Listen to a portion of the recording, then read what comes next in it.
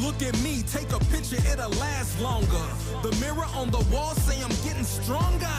Ayo, the mirror don't lie. Ayo, the mirror don't lie. Look at me, take a picture, it'll last longer. The mirror on the wall say I'm getting stronger. Ayo, the mirror don't lie. If you want the truth, don't close your eyes. We got our back against the wall, we gotta fight back. I need a theme song, this the right track. I ain't got no cape or no superpowers. Just confidence and self-esteem, the world is ours. I believed in me when nobody didn't. This ain't no freestyle, just some facts that's written. Come on, let's hear it for the boy. He bringing pain at the same time, joy. I bob and weave through the crowd, so untouchable. At first they hate, then they loving you. It's a crazy cycle, but I'm going through it. I wish I was lying, that's why I show and prove it. I'm destined to be one of the best to do it. I ain't saying I'm the GOAT, but I'm closer to it. I should get a statue in the front yard. Man, I'm shooting up my stats like a shooting guard. Look at me, take a picture, it'll last longer. The mirror on the wall say I'm getting stronger.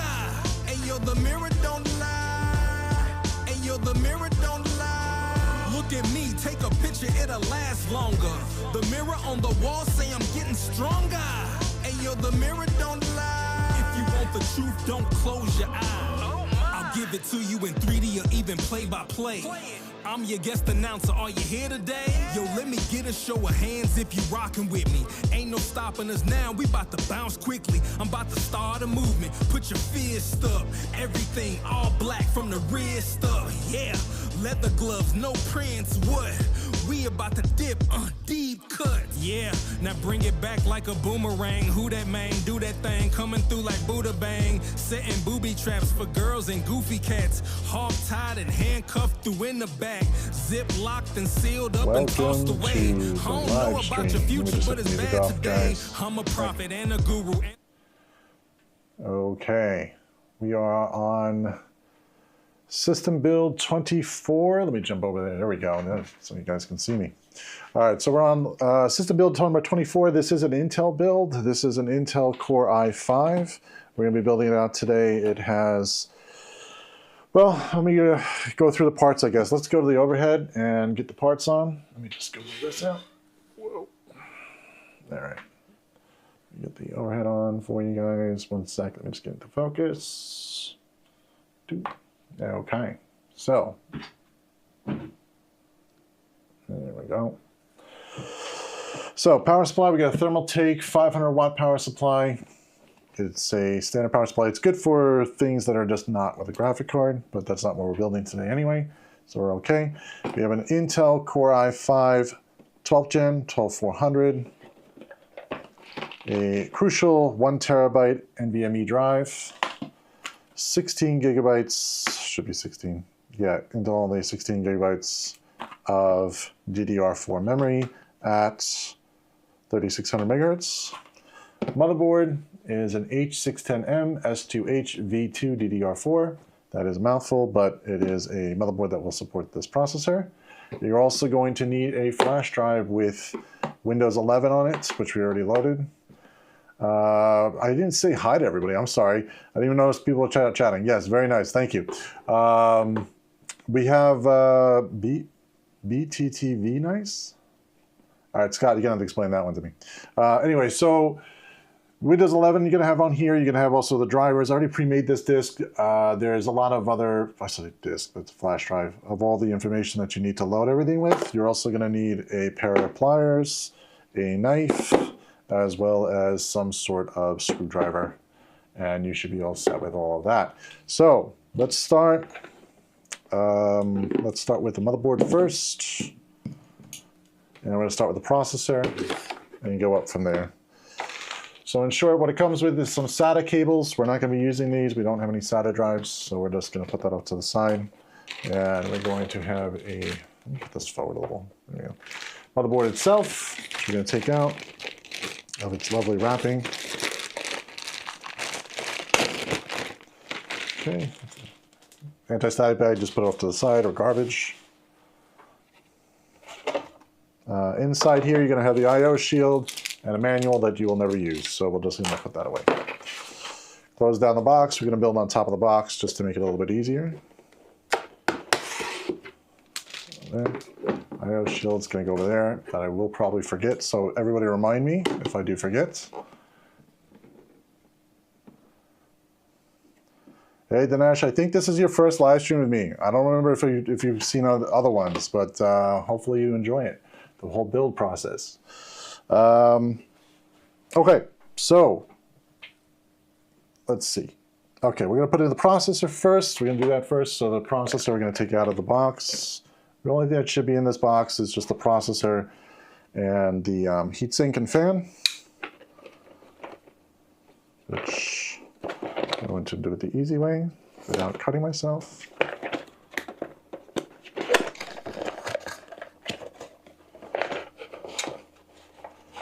All right. It's in the box. In the box, you get your processor, which is in a little clamshell right here. Put that up to the side. And you got your heatsink and fan, which we will get to in a little bit. All right, so let's put that up. And you get a manual with a little sticker if you care for the stickers, which is upside down. I'm sorry about that. Yeah. All right, so to install the processor, it's very simple. You're going to lift up the retention arm. You're going to lift up the bracket, and as well as the cover here. You're going to not touch any of the pins that are on the motherboard. That would be really bad. So, just be very careful not to touch anything in there. That's why they had this cover on it to protect all the pins. The pins are not on the other side of the processor. This is an LGA socket, so that's where it goes. First time seeing the quality of your cameras. It looks great. Thanks, Dinesh, for thinking that I look beautiful. I appreciate that. Yeah, we spend a lot on these cameras. You'd be surprised. We don't spend that much, but not as much as other YouTubers, I think. All right, so when you get the processor out, you're going to notice that there is a, the other way. If Brian can focus, there we go. You're going to notice there is a small little arrow. That arrow is going to match the arrow that is on the processor socket, which is down to the bottom left on this one. So it's going to line up with this socket on the board. So you're just going to lift this up, going to gently place the processor into the socket. It's going to line up with the grooves. You shouldn't have to force this. It should just lay right into the socket.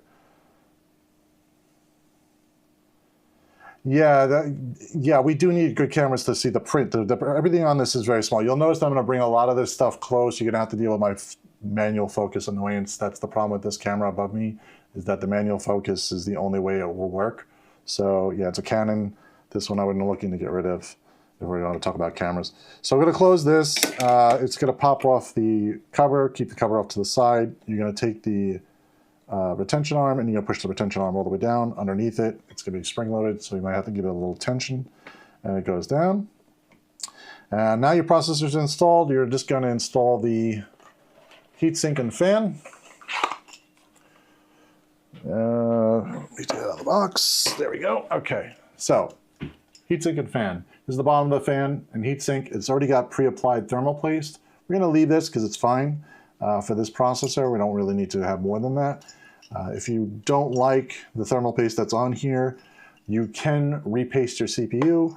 If you're going to do that, I would recommend you clean off this paste and do not mix pastes. Be sure to always just use clean thermal application. Now what you want to do is you want to also apply the thermal paste to the processor, not to the fan like this in this case. But this is pre-applied, so we're not going to have to touch it. So at this point, we're going to flip this back over, going to align it so that the fan power plug goes off towards where it's going to plug into. So it's just a little easier to get at. But you can put this direction, any direction you want. I usually try to put it upwards so it faces the Intel logo the correct way, but you don't have to go crazy here. It should still fit into the square that it needs to. All these little pins will be plugged into the little parts of the motherboard. At that point, you should be able to just push it straight down. You should hear it click in place. To verify that they're all pushed down and clicked in, you can flip the motherboard over. And on the opposite side, you will see, very barely, right here, that the pin has come through and it is pushed through on all four little connectors. So that's all good to go. Now what you want to do is you want to plug in the CPU fan, and make sure to plug it into the one that's labeled CPU fan header, which is this one up in the top corner. Just to go over a few other things with the motherboard before we actually put in the case. You're not going to be able to see it when we put it into the case, so let's go over a few more little connections. I'm going to bring this up closer so you can see everything that is there.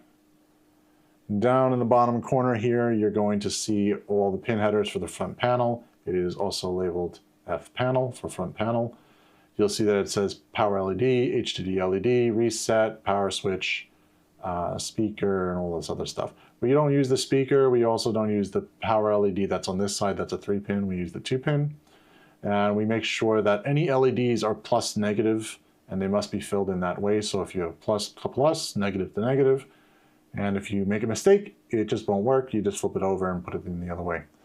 System power fan, this is for the front fan for the case, which we do have one, so we will be using that. USBs, we have USB 1 and 2. This is for your front USB connections. This is for your 2.0 connections. This is not for your 3.0. Your 3.0 connection is located up here. It looks a little different, and it actually says USB 3.2, I think. Yeah, 3.2 in there. Sorry about the little jitteriness. My hand is a little bit jittery here today, so it's okay. Moving down, you're not going to use the TPM module. You're not going to use the LED. We don't have any LEDs in this case, so it's not going to be using that. We're not using a COM port. But if you want to know where they are, they're usually clearly labeled. Front audio connector we will be using. That will be for the front panel when we plug that in. So we'll be plugging that in. It is keyed out, so it only goes one way. You can't really make a mistake on that. Let me just close one thing really quickly. Sorry, guys. Okay. So the next thing we want to look at is the NVMe socket. So that's this right here. That's this socket right along here. This is the hold down for it. That is for the hard drive. We're going to basically plug that straight into there. And a few more things. You got your RAM sockets right here, 2 RAM sockets. There's only 2 and there's only 2 sticks, so you really can't mess this up. But if you have a 4-stick situation or 4 sockets, and you only have 2 sticks and your DDR4, you're going to want to make sure that you are in dual channel mode, and it would be usually labeled on the board which one is in dual channel mode. In this case, there's only 2, so really not much of a mistake you can make. Power for the motherboard. This is your SATA connections. If you have any SATA hard drives, you have 4 of them there. We are not using that. Power again for the motherboard is up the top here, and another fan connector if you have a rear fan connector or a rear fan that's in the case. This case does not have a rear fan, it only has an intake, so we will not be using that, but it is there for your availability. All right, let's bring this down and let's install the RAM. The RAM has little notches in it, so you're gonna have to make sure that those notches line up with the RAM that you have. In this case, we are using some G.SKILL Ripjaws memory. This memory happens to be Intel only. It says on the thing, it says Intel, I think. Yeah, it says Intel Core inside, supports Intel, but as a little logo. We tried it on an AMD system, it didn't work out too well, so I think it is actually only working for Intel. It's fine, it has been tested, it has been worked, so it's fine. Just to let you know, there is a notch on the RAM stick, which is right here. That notch is one direction, so it will only fit one way into that RAM socket. If you're pushing too hard and it doesn't click, then you might want to flip the RAM around. You have it probably in the wrong direction. And you shouldn't have to push too hard. Make sure that the clips are open, so it's ready to accept RAM. Most of the time they are closed like this. When you get it, you want it open so that you can put the RAM in.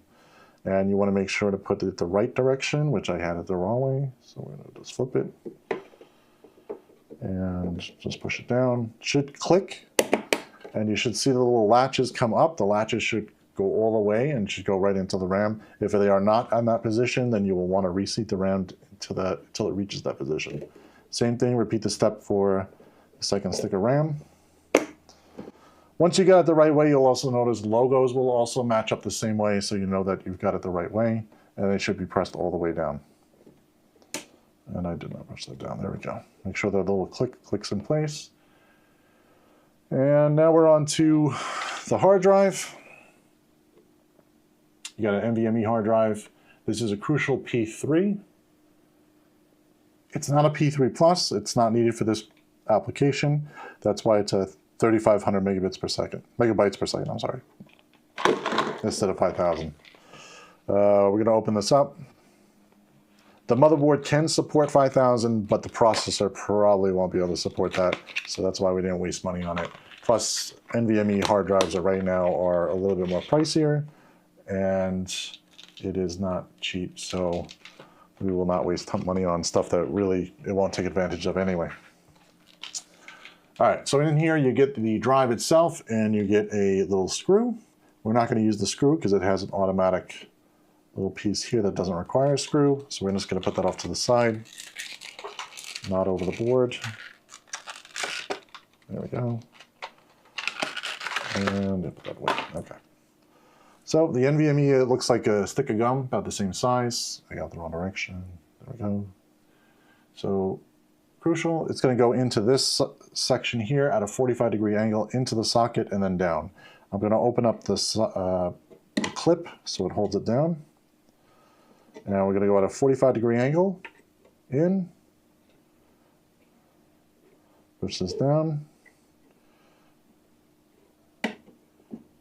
and then just slide it over so it just holds it in place. And when it's all the way down, you'll notice that it will not pop back up on you. It will stay retained to the board. Now there should be a little bit of space between this and the board. That is normal. That's where the heat comes off. It's fine. What I also do is just I push back the lever for a graphic card, just in case they upgrade the graphic card later, or want to add a graphic card later, they can easily put that in without having to worry about the retention piece. So that's okay to leave open. We're just going to leave it open just in case somebody wants to put a graphic card in later. They don't end up breaking this off accidentally, not realizing that it's not open. What I'm going to do also is I'm going to take this little cable for the heatsink and fan, and I'm just going to push that straight down into an area away from everything else so it doesn't get stuck in the fan later. Just push it between the RAM. You can also tie this down if you want. I just found that this seems to hold it with no issue. All right, that's it for the board. We're going to now move into installation into the case. And we're going to have to install the power supply, etc. This little cover for the processor, you should hold on to this if you have your own system and you want to sell it maybe later. If you want to sell the motherboard or something, you can use that just to protect the cover kit of the motherboard if you want to. Most people don't, or if you have an RMA situation, you may need this later. So just don't throw it out until you're absolutely sure everything's working and you're not going to sell the machine. I'm going to take this out of the view and we're going to move over to the case. Just put that off to the side. The case we're using today is a Fractal Design Core 1100. I had to look at that, sorry. Sorry, this is going to look a little weird until I get the case cover off. Bear with me for a moment.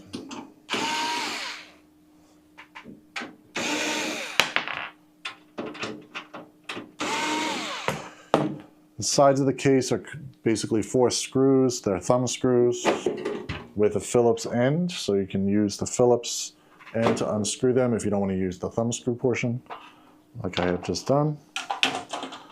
Put the case cover off to the side to some area that is very safe. You don't want it to fall over or scratch, which hopefully I will not do that. Okay. And inside the case, not going to lose screws. By the way, you should have a magnetic tray or something to put the screws in. I'm just using magnetic tray here, just so I don't lose stuff, because that's the first thing you're going to end up losing, or probably the screws to things that you will need screws for. Okay, so inside the case, it's pretty empty, pretty black, pretty empty. So we have up at the top here is where the power supply is going to go. Your motherboard is going to go here, basically. And any SSDs or NVMe, well, SSD drives you're going to put over here. We're not going to be using this today, though, because we don't have any SSDs. What is attached to this is the screw box. So we're going to take that out. And that's going to have all the screws. for the system.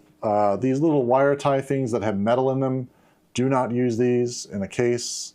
Please use the plastic ones. These will cause damage if they accidentally shear off and then land on something. It will be really bad. So just throw these out and use the plastic ties that come with the power supply. So I'm going to cut this open. This should come with all the screws and some horrible plastic ties that I'm not going to use. These are really too small. It's nice that they include them, but they're just way too small, so we're not going to use that. Push that off to the side. Screws wise, we're going to use all the screws that are in here. Take that out first. First, these are the standoffs. These standoffs are the thing that's going to hold up the motherboard.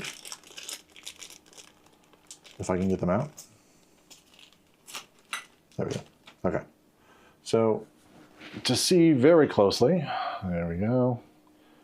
My horrible hand. There we go. Now this is the motherboard standoff. That's basically going to screw into the bottom part of the case. That's going to hold the motherboard up. You're only going to put the standoffs for the ones that are actually being screwed into the motherboard. You do not want to put ones that are not. These are pretty easy to screw in. You may need a small nut driver to make that work if you want to do that, or you can use a pair of pliers if you want. I'm going to leave the thing focused at this point just so we can go through the screws really quick. Let me get all the screws out here. So screw-wise, we got a bunch of different things going on here. These are for the motherboard. This goes into that standoff. That is a very small screw. It's a little thicker than most of the other ones. That will go into the standoff for each hole through the motherboard. The next set that you will have are these small little screws that are a little thinner. These are thinner. It's a thinner type. I don't know if you can see that. It's even really, really small. It's even a little smaller than the last screw. And this one is basically for your peripheral or accessories, like even if you have like a small 2.5-inch drive that's a SSD, that's the type of screw you'll be using. If you have a CD-ROM, you could put it in. I don't know if anybody uses CD-ROM anymore, but if you do, you would use that screw, and it comes with it. Other screws, you also have these. These are for any type of mechanical drive. They're a little longer. They go through these little eyelet loops.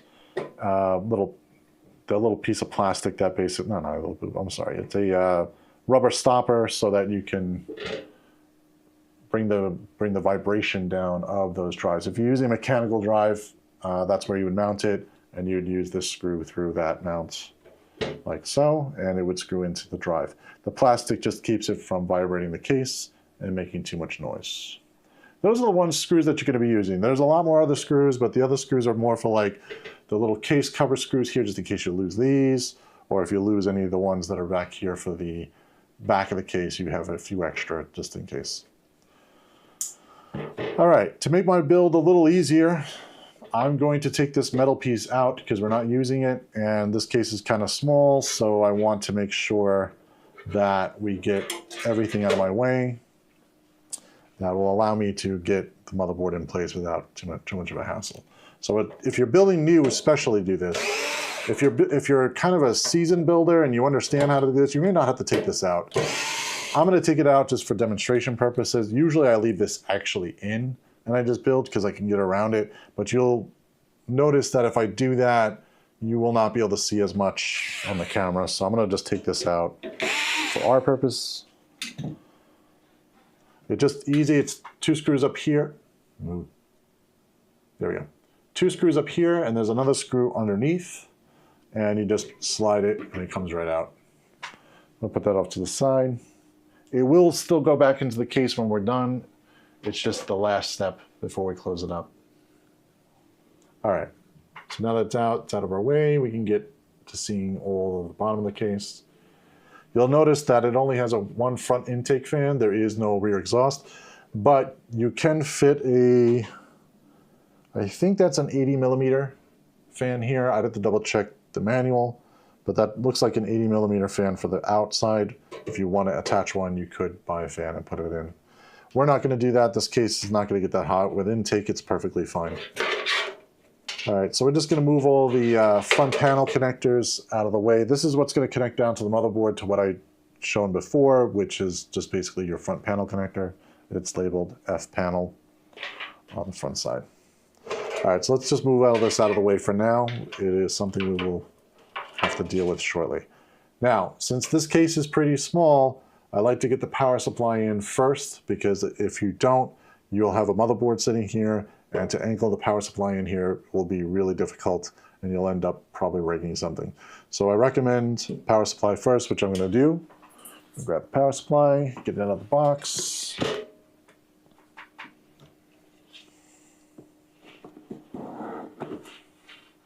Do not cut towards yourself like I just did. All right. Power supply out.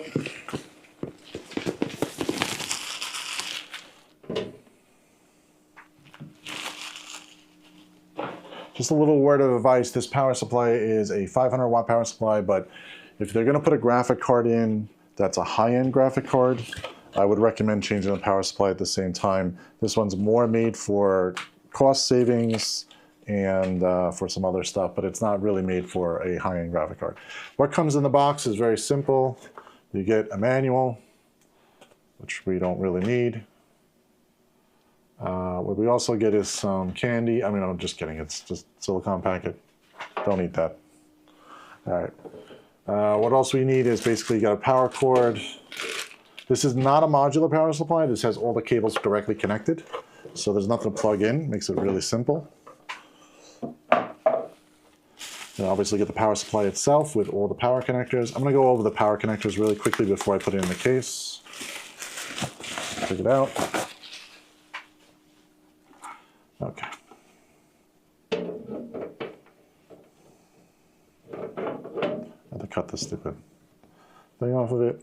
Do not cut the power supply, of course. All right. So, cables. Obviously, the biggest cable here, which is their 24-pin, that is going to go to your motherboard, which I'll show you shortly. That you keep off to the side. Somebody asked, oh, floppy.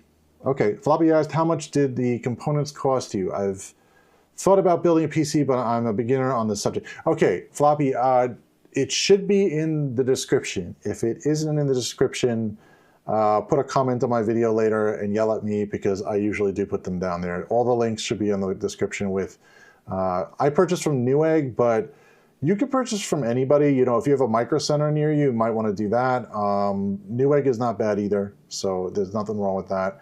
Especially on your first build, yeah, you should be okay. You should be able to pick out those parts down there. You could also use a site called PC Part Picker, which will help you out a little bit on getting the best deal on the products that are down below if you want to put it into there. So the description does have all the parts even listed. So if you want to just copy and paste the part, number or the manufacturer part number, you can do that as well. Yeah, so there's a 24-pin. This is going down to the motherboard. Just to let you know, this has a lot of different cables. This one's obviously your SATA connection. It is keyed out on one side. So if you are plugging into any SATA hard drive, or maybe you have lights on your system or something that may require this, you would use this. We're not going to use this today because we only have NVMe, but I'm just going to let you guys know that there are a bunch of them on here. Got a little older connectors. This is a Molex connector, or 4-pin Molex connector. Some people put it differently. This is for older equipment usually, or some lights and fans use this connector still, so you could use that. It is not going to be used today. We're going to put it off to the side, but it is something that is there. Next one, it's a PCIe one. There's a PCI Express. It is 8-pin. It has a dual 8-pin, it has an 8-pin, and one that also comes apart to be a 6-pin. This is for a graphic card. If you have a graphic card, you would be using this. Again, we're not using a graphic card. If you're interested in putting a graphic card build together, you may want to join on Saturday, because on Saturday, I think, or no, tomorrow actually even too. Friday and Saturday, we have another live build with a graphic card. So if you're interested in building a machine with a graphic card, definitely come back for that. Or you could just check our live our links should already be up there for all of that, so you should be able to actually get that information as well from there. So PCI Express, we're not going to use this today. We're just going to put this off to the side. And the next one we should have is the CPU. Yes. CPU. The one that's labeled CPU will go down to the motherboard. This is also an 8-pin connector. Be very careful. The PCI Express, as well as this 8-pin, look pretty much close to the same. They are keyed a little bit differently, I think, but you could mistakenly plug in the PCI Express into the motherboard and you may damage your motherboard. So be sure not to use the PCI Express for your motherboard. Make sure the one that says CPU is the one for your motherboard. I'm going to plug all this stuff in after we get the motherboard in. That's it for the power supply. That's all the power connectors you're going to be dealing with. We're going to just lay in the power supply. Power supply does have a fan. The fan in this case will be faced downwards towards the motherboard. You do not want to face it upwards. There we go. You want to face it downwards so that the air comes in and then down into the case, not the other way around. If you push it up to the top, you'll notice that the top part of the case does not have a lot of room. You'll be suffocating your power supply, and therefore it would be a bad idea. It'll probably run that way. It just probably will run hot, and you probably won't get as much performance than running it cooler with, you know, the fan being downwards. Now, if you go with a different case that's out there, if you go with a more advanced case that has like a separate compartment, it may be facing downwards towards the end part of the case. If you look at some of our previous builds, we have another one with a Thermaltake case, the H17. The H17 case has a separate power supply area, and that actually has it facing downwards because there's an actual filter with an airflow from the bottom. If you're interested, if you have a case like that, then you would probably want to watch one of those live streams, just because it's a little more geared to that specific case. But if you're buying this case, yeah, it's just a little one chamber. It's pretty easy. There should have been screws that came with this power supply. Did I miss it? Is it in the box? No. Oh, it's in with the power. All right, so in the power cord, let's take the power cord out. Power cord obviously goes to the customer, or if you're building it for yourself. The inside here, it does come with some cable ties. These cable ties are pretty good from Thermaltake. These are long enough. We can use these. They're a little bigger. Actually, a lot bigger. They're a lot bigger than the other ones. This all we use for tying up. And it comes with the 4 screws that I was looking for the power supply. Use the ones that come with the power supply. They also give you these same type of screws for from the case manufacturer. Sorry, the case manufacturer does come with the same screws, but if you do have the screws from here, they're not specifically for that power supply. So, but they do work. So you could use them. But sometimes I've noticed that they don't work 100% right. So I'd always use the one that came with the product. In this case, this is the power supply screw. It's a little thicker, it's a little bigger. It also has more of a nut driver kind of thing on the top, but it also has Phillips in the middle there. So you can use a Phillips screwdriver to put it in, or you can use a nut driver if you want. So since I have a Phillips screwdriver, I'm going to use the Phillips. When I line this up, the screws go from the back of the case into the power supply. There's only 4. They only go one way. They should line up with the screws. Just screw them in. If you're new to building, you may not want to use an electric screwdriver. I'm using an electric screwdriver because I do a lot of builds during the day, and my hands don't work as well as they used to. So therefore, I use a screwdriver. But you can use a regular, just plain screwdriver. You don't have to go crazy like this. And in fact, if it is your first build, I recommend you use a regular screwdriver, just so you don't end up cross-threading anything. You can feel if you're screwing the thing in wrong. You shouldn't have to give much pressure at all. It should just easily go in place. So, all right, so we're gonna move these cables out of the way. For now, woo, a lot of them. This power supply has a little bit longer cables. All right, we'll just pop this up into the top out of here, out of the way. This is just the CD-ROM area, which we're not using right now. We're not going to use that at all, just to keep it organized. And we're going to put in the motherboard next. The next thing to do, which I know you guys are going to remind me, the stupid I/O shield, which I forget 90% of the time, I'm going to do right now and put it in here, because if I forget it, I have to take the motherboard back out, and then that just is a waste of like an hour, so let's not do that. So, I/O shield, very simple. It is a very thin piece of, I think this is aluminum. Just be careful, it is sometimes sharp. The corners are very sharp, so just be careful with your fingers. They are labeled all the ports that will be lining up for the motherboard, your display port, DVI, mouse, keyboard, VGA if you have it, HDMI, some USB ports, networking, more USB, and then audio on the right side. So this is going to go right into this square area here.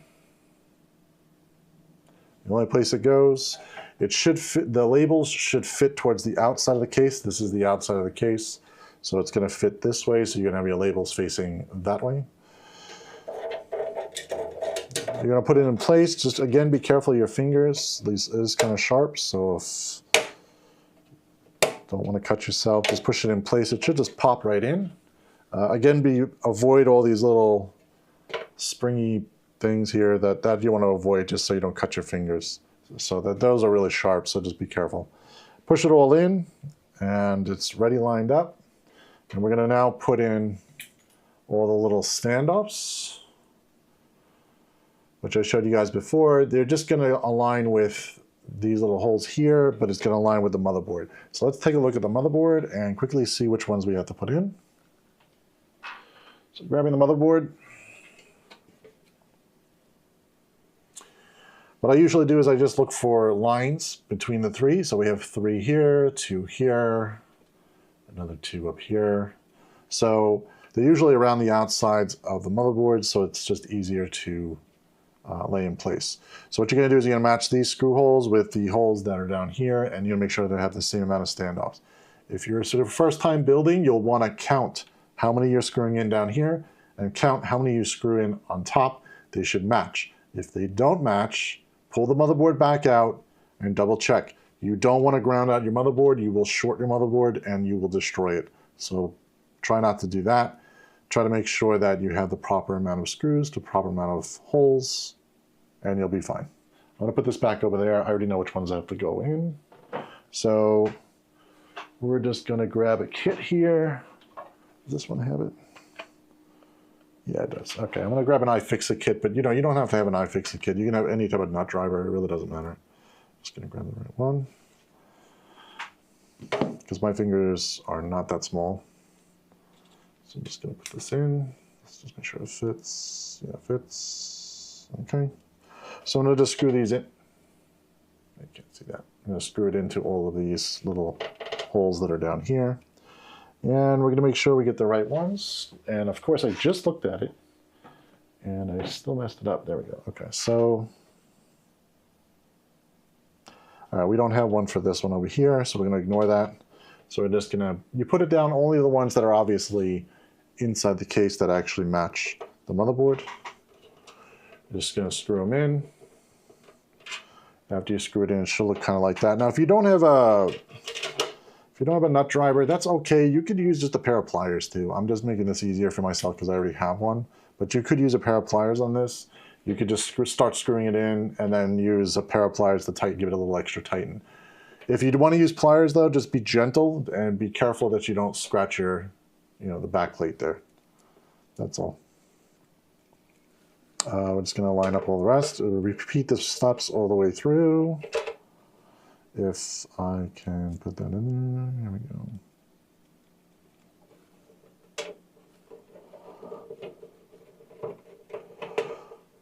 All right.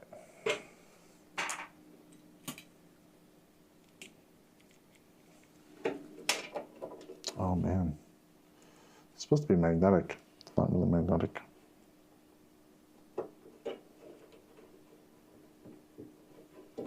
Maybe they're aluminum. Aluminium. All right. After all these are in, we're going to put the motherboard in next.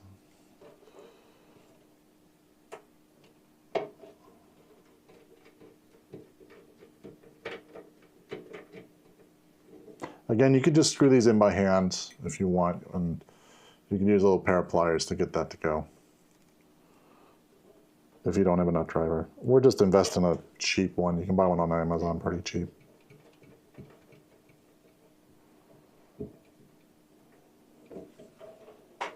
All right, I missed one.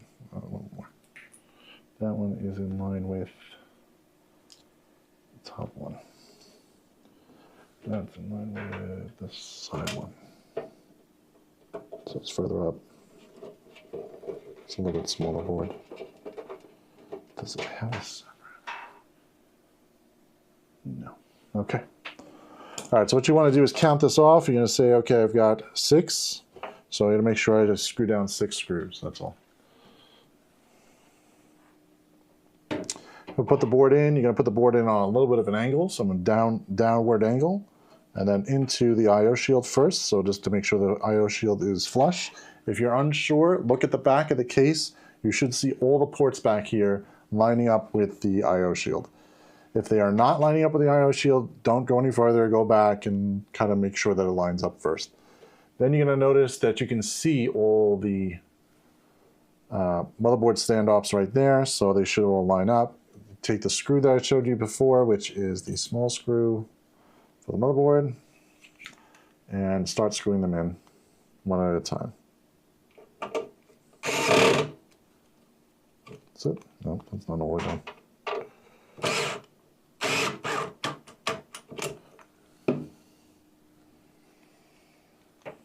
Down. Oh, it's not on the right number. Sorry, guys. There's a lot of noise. There you go.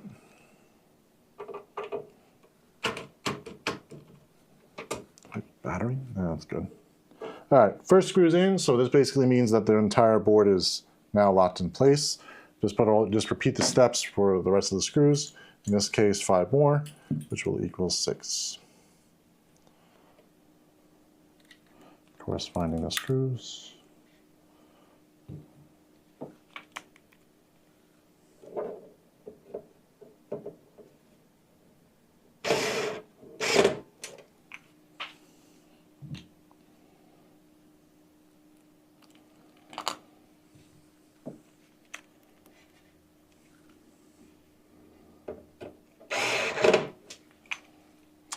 That clicking noise is not actually skipping or anything. That is actually, the clicking noise is from this number here. It's the amount of torque that's being given right now. So it's at, I put it at 18 a little bit because this case requires a little more push, but it'll stop screwing after that amount of torque. It's not going to go any further. So that's why you hear that noise. So it's clicking back is basically means that we are done. You shouldn't keep clicking it back. You should, of course, screw into just the amount that you need, but it's kind of hard to tell when to stop. But you're better off getting it at the proper torque than not. Now, if you're using a regular screwdriver, you just bottom it out. Just bottom out the screw until it's done. Just don't strip it.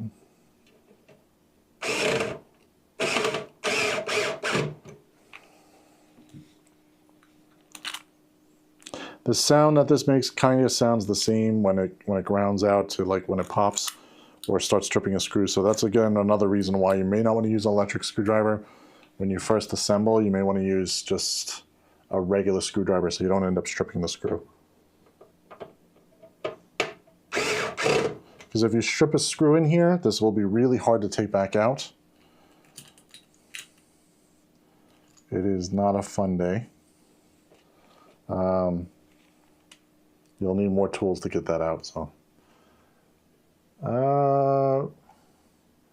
Camille, oh, I'm gonna probably screw this name up.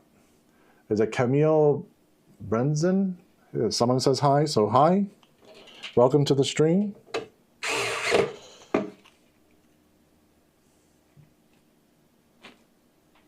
Sorry if I butchered your name. All right. Next, I think the easiest thing to do next would be putting in the front panel connectors and the fan, which we're going to plug that in directly. Let's do that since it's small and it's kind of in the way, so we're going to do that. The front panel connectors all are labeled. This isn't Brian just guessing, you know what I mean? Like this is literally just directly labeled. So if you'll notice here, the power switch is obviously labeled power SW. HDD is the hard drive light. On the other side, they're also labeled positive and negative for anything that's an LED. Positive and negative need to be lined up. If you're doing anything that is an LED light, it is required to be that proper direction. Same thing for the power switch and power light. Power light is definitely positive, negative, and then the switch, which I think I just went over. Yeah, power switch is not positive, negative, it's just a switch. So it doesn't matter which direction you put it in. How am I? I'm good. How are you? All right, so lining up HDD, it's going to be basically positive, negative. It's going down to the board where I showed you guys before. It's a little hard to see on here, so that's why I showed it to you earlier, but it is down there and it is there. If you want, you could also look up in your manual. The manual will definitely have a copy of exactly which one's connected where. If you can't see it when it's already in the case, you can also use that. Power switch, power light, I'm sorry, power light, and then power switch should be above. So power switch. They're mostly the same on every board, but some boards do have different pinouts. If you have, it depends on class of board. Like if you have a regular desktop board, it's going to be one way. If you're on a server board, it'll be differently. But most of the time, if you're only building a regular workstation, it should be the same way. I'm good to go. Awesome. USB for connections. This is a USB 3.0. It's the only one that's blue. It will only go and fit into one port, which is the one that says USB 3.2, which is down here. Right there. So just plug it in. It is keyed out one direction, so it'll only fit one way. It should just slide in place. You shouldn't have to force it too hard, so it should just click. Once it's clicked, you know it's good. Same thing for US audio and USB audio. This one's audio, it says HD audio. It is keyed out, so it has a little black key out, which means that that pin's going to be missing down there. There's only one way to plug it in. It's only going to go into the one that says HD audio. Same thing here with the USB. This is going to be USB 2.0. It is also keyed with one black missing, and that will line up with the one that's missing on the board. And that goes down to the board down here, which is USB is here, and then your HD audio is on that side. So we're going to get the USB first because it's just closer to me, and get it the right way. I had it the right way. Okay. There are two USB 2.0 connections there. You can just use, you don't have to use both of them, you can just use one. If your case supplies you with more, then plug in more. This case only happens to have one. So that's it.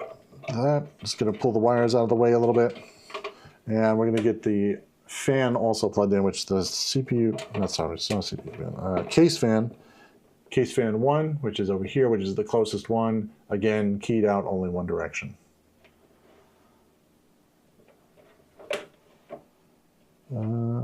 Let's get this out here.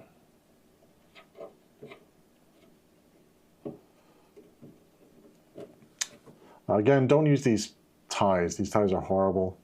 Just throw them out. Use the plastic ties, not the ones with metal in them. All right, so you know, unravel this. And we're going to tie. We're just going to connect that fan down below. This is a 3-pin. Show that. This is a 3-pin connector. There is 4 pins on the motherboard. It only fits one way with these notches, these little slide notches. So it only goes in one direction. It will only cover 3 pins, obviously. So that 4th pin is just not going to be used. It's fine. You don't have to use a 4-pin. It should only line up one direction. It only should slide in one way. If you're forcing it, stop and just go back and look and see what you got. Power supply we're going to hook up next. So let's pull out all the cables here. Where are we at? Okay. This one.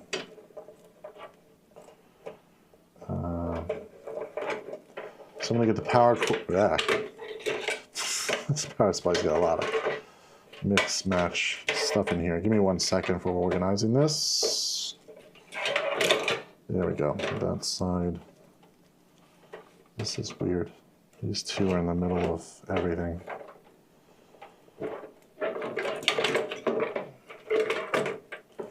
Just untangle your cables. Don't let them just be all messed up inside. Try to, the more you untangle now, the better off you are when you go to do cable management really quickly.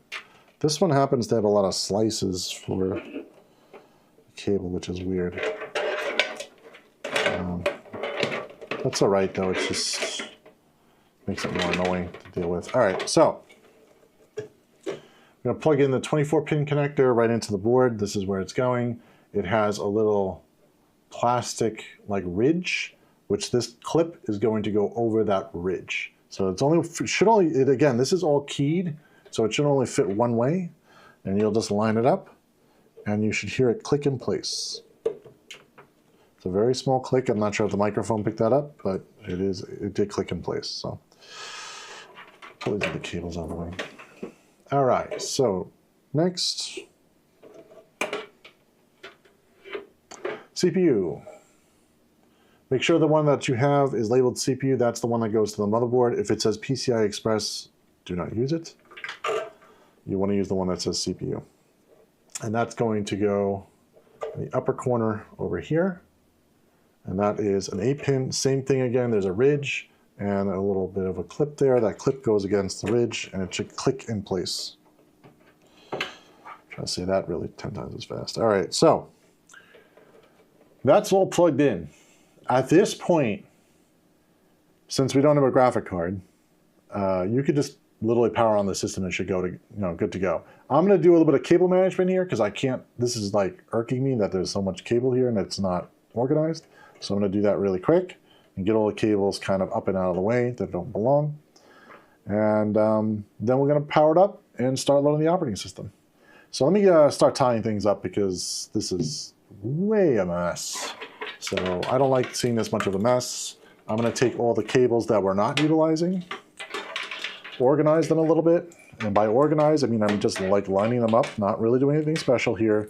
Just getting them all facing in one direction. Again, you don't have to face this all one direction. You could just take all this stuff and jam it up here. If you really don't want to deal with cable management, this doesn't have a window. You could actually just do that. We're doing it because I know that it will bother me that it is not cable managed. So we're going to tie these up. I'm just basically folding them over, folding them the same direction so they all go the same way, and raveling them up so they're all nicely raveled. And I can just give it one good cable tie. This system doesn't have a CD-ROM. If you actually still have a CD-ROM in your system, I don't know what to say except unless you're like, maybe you're actually burning CDs, but no one burns CDs anymore. So maybe you think about buying a USB flash drive and getting rid of that. I like to leave this compartment up here, which is where the CD-ROM would go, just for other things like, cables or, anything else that may be not needed in the case.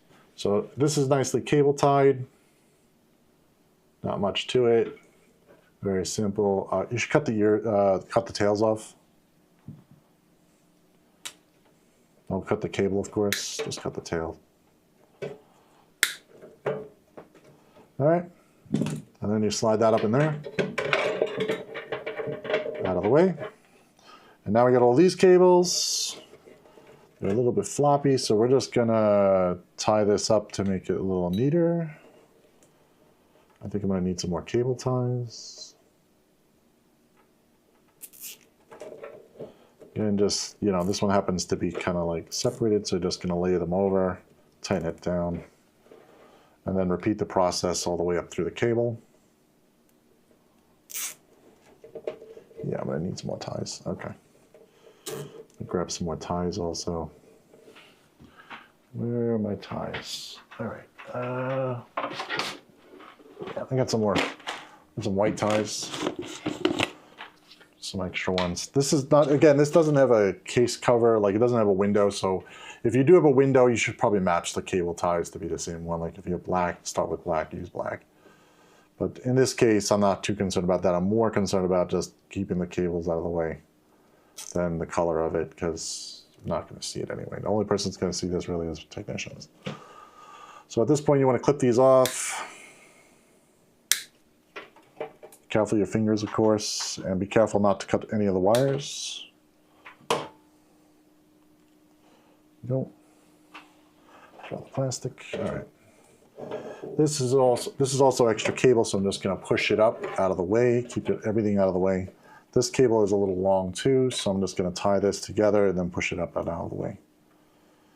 If you're concerned with like moving the computer and you hear a rattling noise and the cables are actually rattling around, you may want to tie all the cables up into here or back into that metal piece that was here originally that I took out, which I'm going to put back in place in 2 seconds.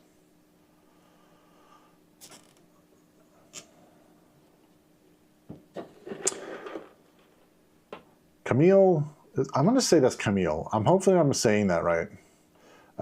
Could you maybe help me with a parts list? I'm trying to build my first PC. Wanted just someone to maybe give me some pointers.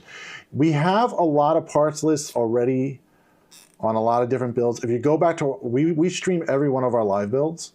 So you can actually go back to every one of them and they should have all the parts listed there. If you need help, you could also, you could put a comment on any of the videos.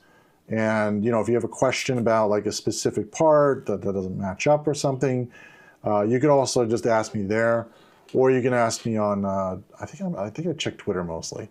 So if you really want to, you can also go onto our Twitter, and you can also ask me there. You can give me a message on there, and I'll definitely answer you back.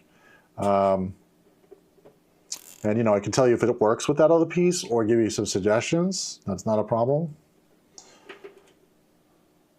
You could also use PC Part Picker as well. PC Part Picker also will get you the best price on most of those products, but we do include all of the products down in the link, down below, down in the description, I'm sorry. Down in the descriptions below, they're all the links. So you can do that. You can also, if you want to just only build that specifically. But if you want to have like, if you would say, oh, Brian, I want to do, you know, a higher end system or a lower end system, or I want a budget, you know, you can always message me on those things. I will answer them. I do check them. It may take me a little while to get to you, but I promise I will respond to you. So, and I'll definitely tell you if there's a problem with between the hardware. The biggest selection is usually your processor and your motherboard is usually what confuses people the most. So I usually start there first, and then I work my way up into everything else that I need, like graphic card if we do need one, or you know, type of RAM and stuff like that. Because your motherboard's going to determine your RAM anyway. Your motherboard's going to determine kind of your processor that you can fit. And hard drive wise, really, most people are only using an NVMe at this point, but you know, they all come with SATA just in case you need extra, you know, extra hard drives or space. All right. Oh, I tied up everything except for the front cables. This is really, that's looking bad. All right, so let me tie this up really quick.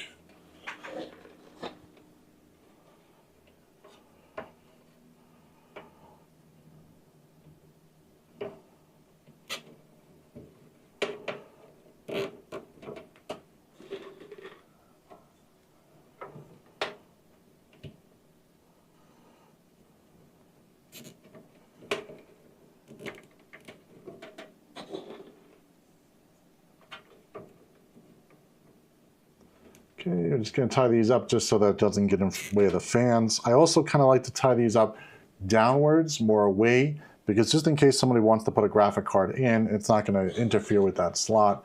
So it makes it really easy to, you know, put one in, or if they need to do cleaning, they can do cleaning pretty easily without it getting too much in the way. Okay, that goes that way, this goes down.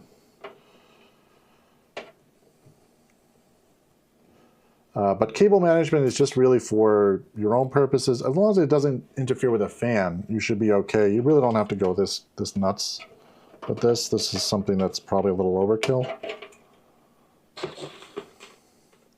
This is just bothering me now. Let's tie that down.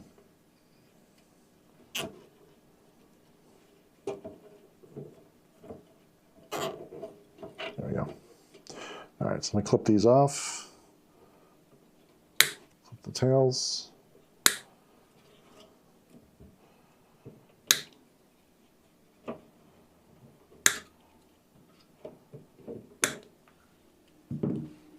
All right. Okay, so this is downwards. Let's push this down. Slide that back. Oh, we need one more tie there.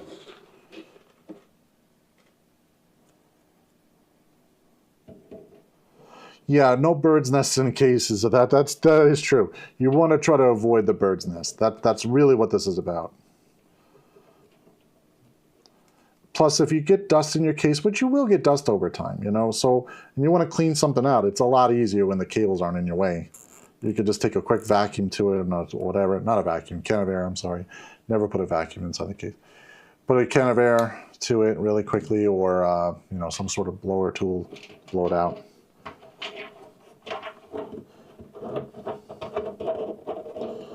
All right, slip that under. Now you got nice amount of cable room here. This should be one more tie. Always one more tie. It's always going to be another tie. One more. Any of my technicians watching this stream, they're going to be like, Brian, enough with the ties. It's like 55 ties in my way. One more. Okay. We're good. All right. Yeah, that's not bad. This is also laying down, so it'd probably go down a little bit farther. This is not bad. I'm okay with that. This is fine. It's not going to move on me, I don't think. All right, one more piece to put back in here, which is just the metal thing that we took out before, which is basically the rack for the hard drives, which we are not utilizing. I'm just going to put those screws back in. Wasn't this? Should be 3. Where'd my third one go? Oh boy. Oh, here we go. Okay. So.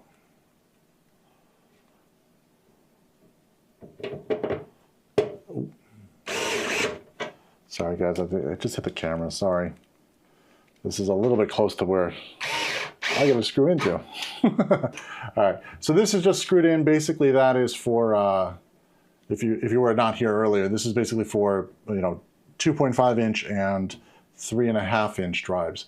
3.5 inch drives are like your mechanical drives. Those are the ones that go into these rubber grommets.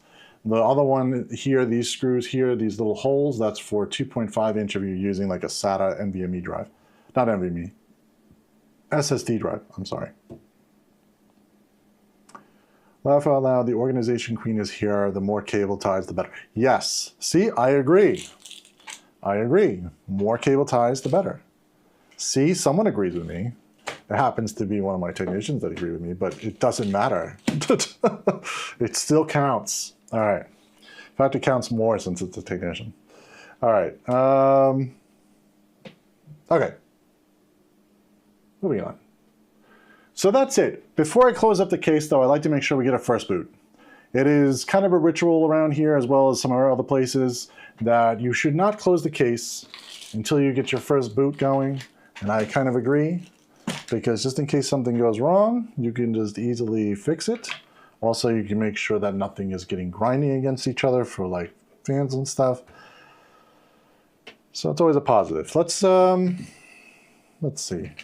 Let's see if I can get this without making a mess. Let me just put away a few tools because I need to be able to flip this over and put everything in. Okay, we don't need this anymore.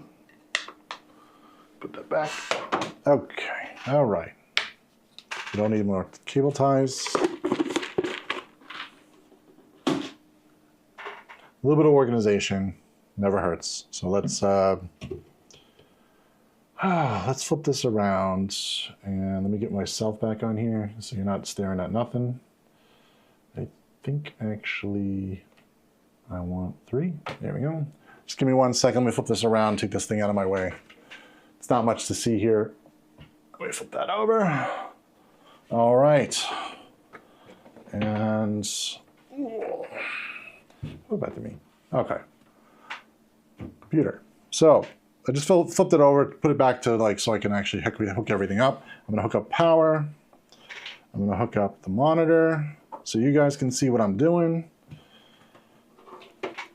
In this case, we're using HDMI, but if you have a DisplayPort, this does have support for DisplayPort as well, and VGA and TVI. This is actually one of the best motherboards I ever had. This basically has everything that you could possibly want for display, which is a technician's dream come true when we go to install. It is much better. I'm going to have a keyboard here. Alrighty, this goes out there. Keyboard, you don't need an advanced keyboard like this. You could just, you can have any keyboard you want. You know, keyboard and mouse don't really matter too much. I mean, they matter to you. They don't really matter for the system. We're going to use just a small keyboard just because I have a small amount of space. Keyboard and mouse, I do like to plug into the USB 2.0 area because it doesn't need 3.0. Unless your keyboard has high polling rate, then maybe you might want to use 3.0, but majority of the time you probably won't need it. Okay, we're ready for the first boot.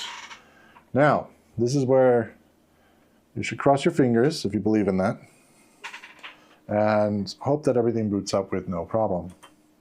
I'm going to switch over to that screen so you guys can see that and put me over here.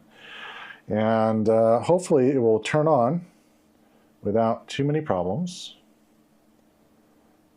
Let's see. There we go. I'm going to go into the BIOS by hitting the delete key, which I did not do. There we go. I'm on the wrong keyboard again. Okay, so let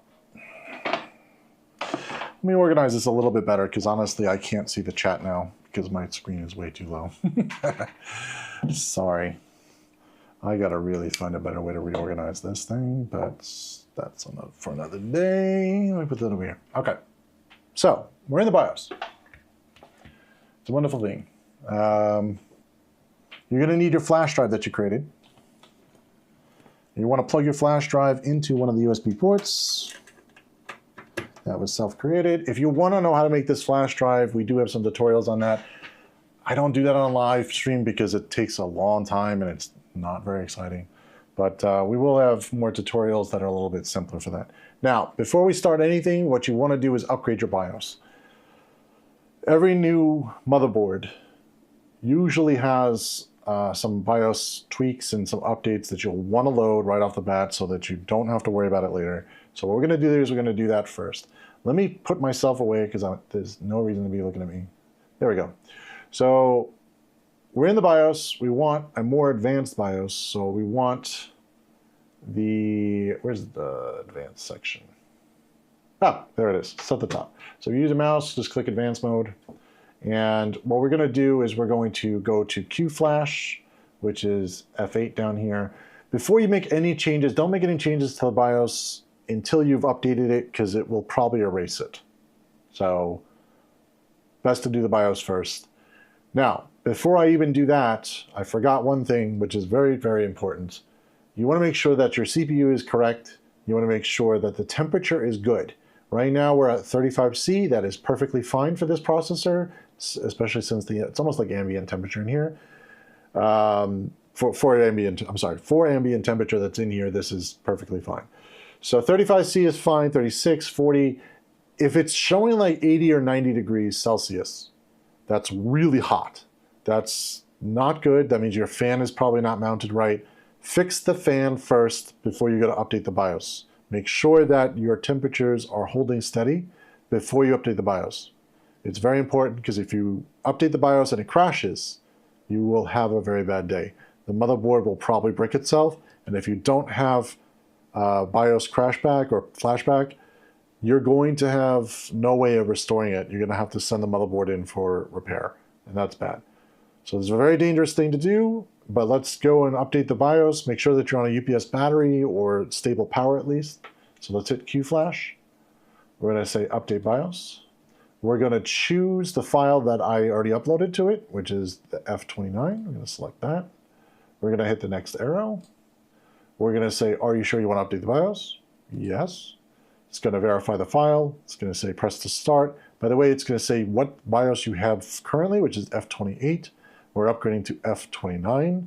It is the correct model number. It's going to double check all of that. Checksum is going to verify. And your BIOS date is going to increase to 12/14/2023. So let's press start. In order to complete the update, it's going to shut down. QFlash will restart. This is normal. It's going to blink off. Do not touch. Do not touch anything. Hands off the keyboard, hands off the mouse. Let it do its thing. It's going to do its thing. It's going to go back to QFlash. It's going to verify. It's going to update. You see exactly what it's doing here is exactly what it's going to do in your system. Do not touch anything. Do not touch the power. Do not play with things. Just let it do its thing. If you have a cat, make sure it's out of the room, because if it trips off the power, you'll have a bad day too. So, updating BIOS.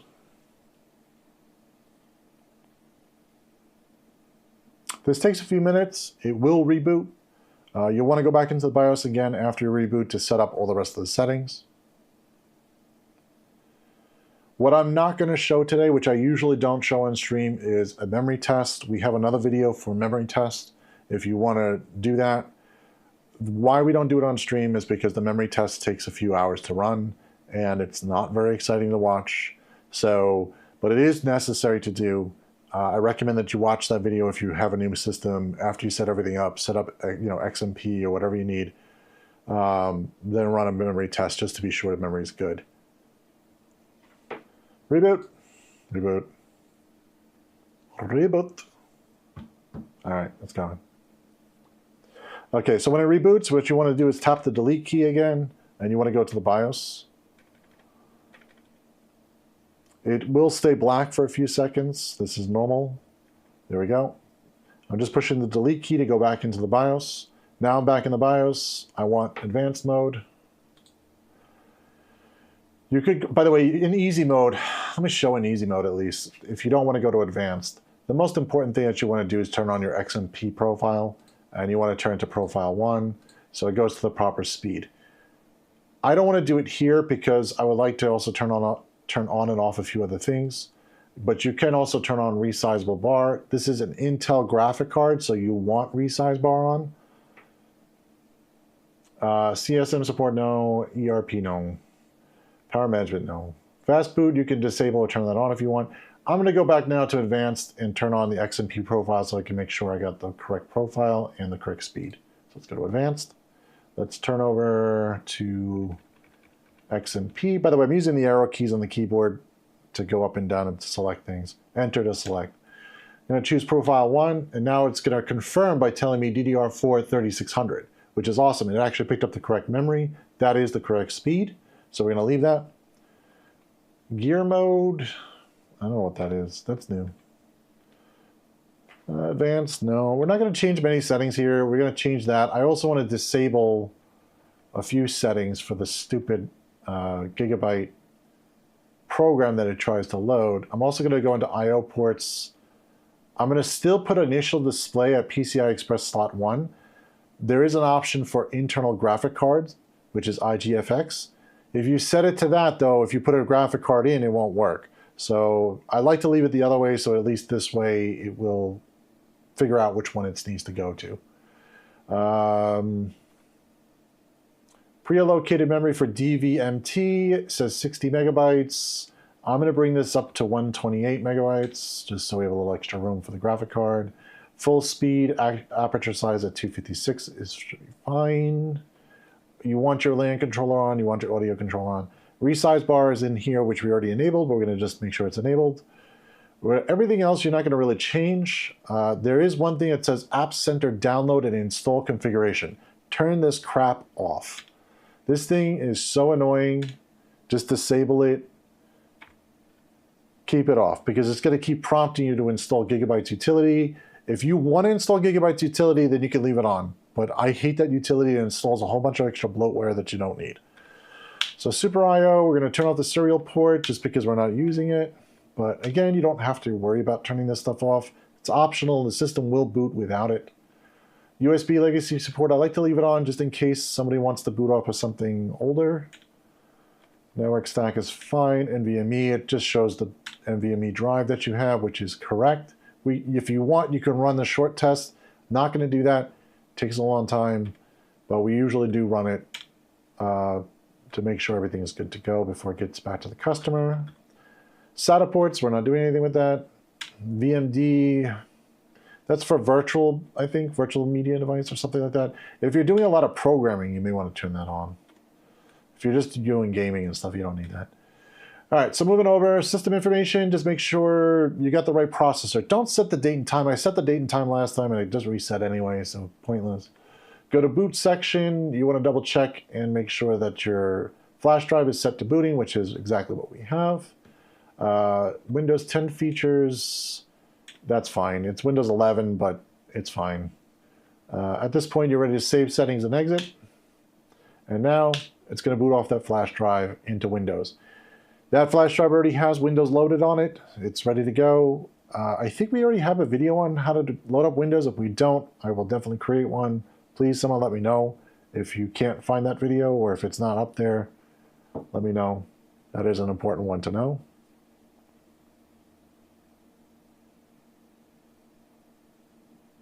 Let it boot. It's going to boot off the flash drive, so it might boot a little slower off the flash drive. That's normal.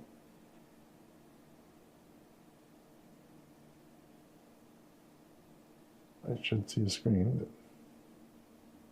Oh, I changed the memory settings. When you change the memory settings, it does 2 boots. So that is normal. I forgot about that. So now we're booting up the flash drive. That's that little circle thing. Now we're into Windows. At this point, you want to select your language, your time and currency, your keyboard. If it's not any of these, then select it. Mine's already set to United States because I already configured it that way. You want to hit install. It's going to go through the normal setup process. It's going to ask you for a product key. At this point, if you have a product key, you can enter it. If you do not have a product key, you can always purchase one later too. I'm not going to put this in because I'm on stream and that would be for the customer and we don't really want to share the product key. So I'm going to say I don't have a product key for now. I'm going to choose Windows 11 Pro because that's what the customer needs. If you have home, then choose home. Do not choose the N series of anything. Let me go back for a second. Do not choose anything that says N. N is not for you. Just choose the regular ones. If you have an education license, you can load that. But most of the time, most people either have Pro or Home. I recommend Pro just because it works better than Home. You also have the remote desktop features and some other features that you may want to use for business. So next. You also have BitLocker and stuff like that. You have to agree to their terms. If you want, you can read all that crap or just check the box and hit next. I'm going to choose custom installation. And I'm going to choose the hard drive that's currently in there. Now this one only has 1 hard drive. If you have 2 hard drives, you may want to take your data drive out during this installation so you don't accidentally erase the wrong drive. In this case, we don't have that, so we're just going to select the main drive. We're going to hit next. If you want to partition your drive, this is the time to do it. You can create a partition if you want and create a C and D drive if you want. We're not doing that today. We're just going to make it all one C drive. Next. Copying files, this is normal. It's just going to go through the installation process. It's very exciting watching a progress bar or percentage. By the way, I do not have the internet connected during this time. It just loads faster this way. It'll also ask you for a Microsoft account if you have it plugged in. I have it disabled for the Microsoft account because we want to set up a local user account. Microsoft accounts are okay, but they're just not really for most of our customers. Somebody, oh, Dinesh asked, is that thumb drive what the, sorry, got cut off over there. What the OS is being loaded on.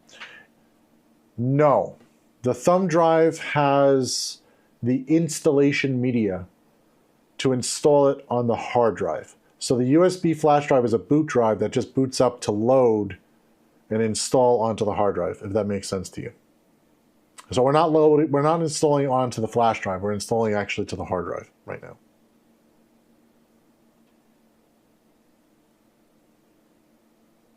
If you want, Windows I don't think really runs great off of a flash drive. Oh, it's not I keep saying no SSD. There's no SSD, but it's an NVMe drive. That's that little drive that I put onto the motherboard. That's what that is. So the little one that looks like a stick of gum is really what it's loading onto.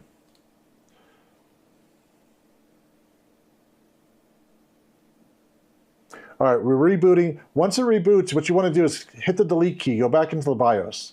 You're going to have to change the boot operation, and you're going to go over to boot. You're going to make sure that it's on Windows Boot Manager. Now, with Gigabyte, it's nice. It automatically selected it for you.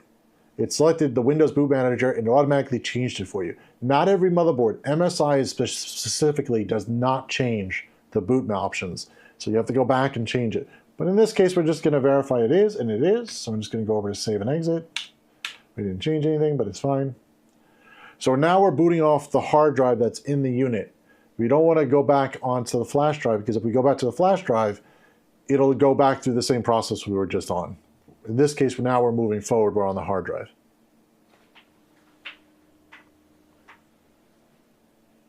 You'll also notice that it's going to say getting started, starting services, finding devices. This is all normal. Just wait. It's going to probably also reboot. It says getting ready. It's going to reboot again. This is normal. Just let it reboot. Let it do its thing. Hands off the keyboard, hands off the mouse.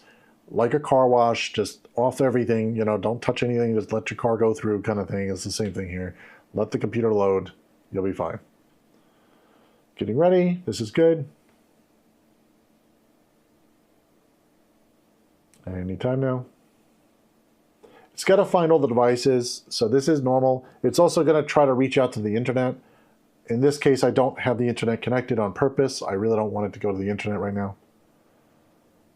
Right, put the car in neutral and no brake. Right, same thing here.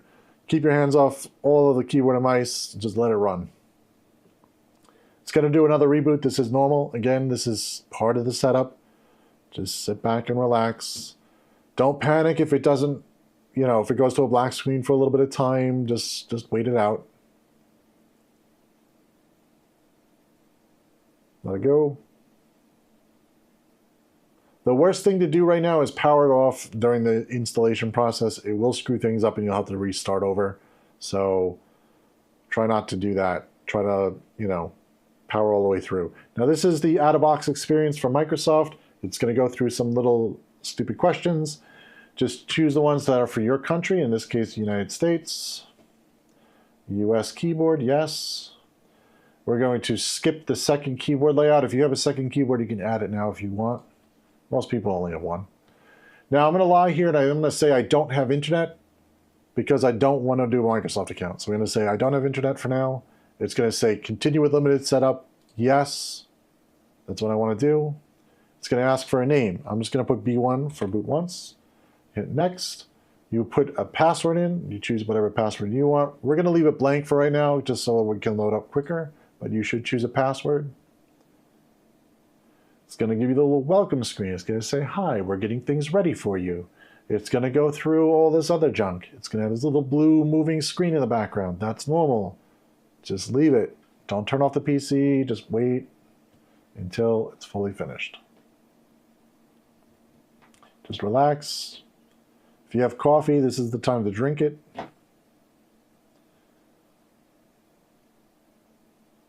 This process takes a few minutes to go through.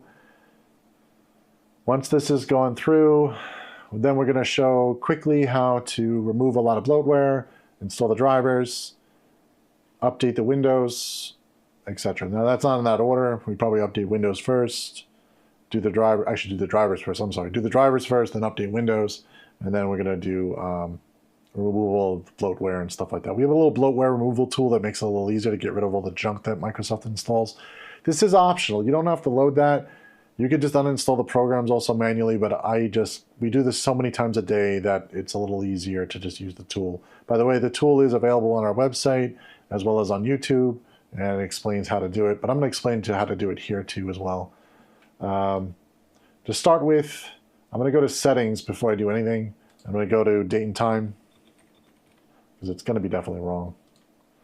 It's going to have the wrong time zone. It always starts in Pacific time. You want to change it to the one that you are in this case Eastern for me. And we're going to close that. And now we're going to do the drivers. The drivers already have loaded on the USB flash drive, but You can obtain them from the motherboard manufacturer's website as well as any graphic card from the graphic card's website. In this case, we have drivers and we have a folder called B1. We're just going to cut that and put that onto the C drive just so it loads a little quicker. Move that over.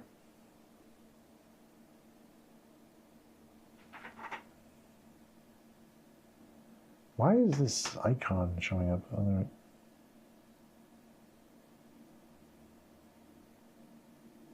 All right, Dinesh, I'll see you soon. Yeah, thanks for stopping in, man. I appreciate it. So, drivers. So we're on B1. We're going to go to drivers.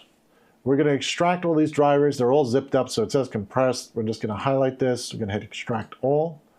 We're going to let it just do the default folder. That's fine. I'm going to zip through these drivers, but you probably should reboot after each driver that you load. I'm not going to do that. It's going to ask you about smart screen. That's because I don't have the internet connected. That's okay. Fine, just run it. Don't worry about it. Just run it. These are all virus clean. They've already been scanned, so I'm not worried about that. That's all that smart screen is good for. It's just checking for malware and stuff like that. In this case, I'm not really concerned because I know it's a flash drive that I've already made and done. So just move on to the next one, extract. That's the LAN driver, let it go. In the background, you can move on to the next one. I'm just going to pop through these pretty quick. Run. It's the same process over and over and over again. Just let it install. GIGABYTE's pretty easy. It has all executable files, all zips, all executables. So it's really easy to run and install. MSI, most of them have, executables. I think Zeus is the only one that's really confusing. Some of them don't have setup files. You got to extract a little bit further, and you got to run and install a little bit differently. So if you have a Zeus motherboard, it might be a little bit different. That's when you kind of just look at your motherboard manual and go from there. It's graphics. Again, you could do one at a time and reboot every time. That's probably the safest bet if you're doing this the first time. You might want to do that just to make sure that you get all the drivers. Take note of which one you're on. They're not labeled very well, so they're labeled with a lot of extra garbage.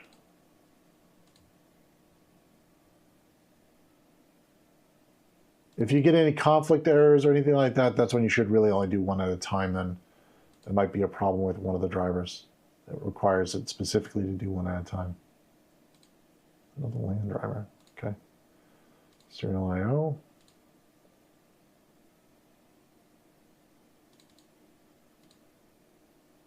If you want to use GIGABYTE's utility to get the drivers, you can do that as well. You cannot turn that feature off in the BIOS. It'll pop up asking you when you connect to the internet to load up all the drivers. Problem is it's going to probably load a lot of the junk with it, like Norton antivirus and some other garbage that you may or may not want. So that may be a little bit annoying. That's why I like to download the drivers manually and just put them through. You get a really clean system.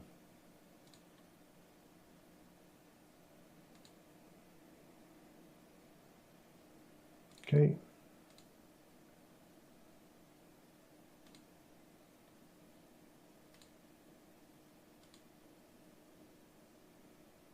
Okay, we're not using GNA Accelerator and just told me I turned it off, so it's fine.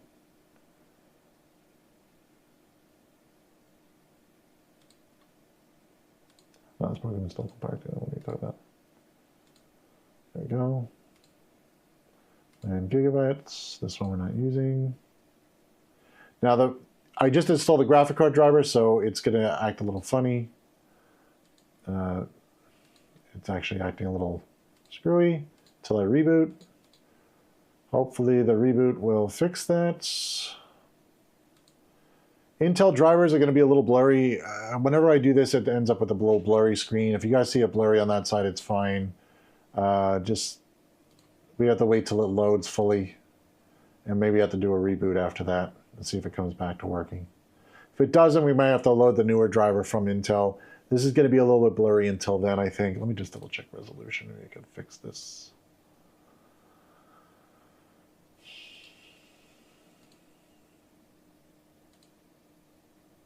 There we go. So it's at least a little bit better.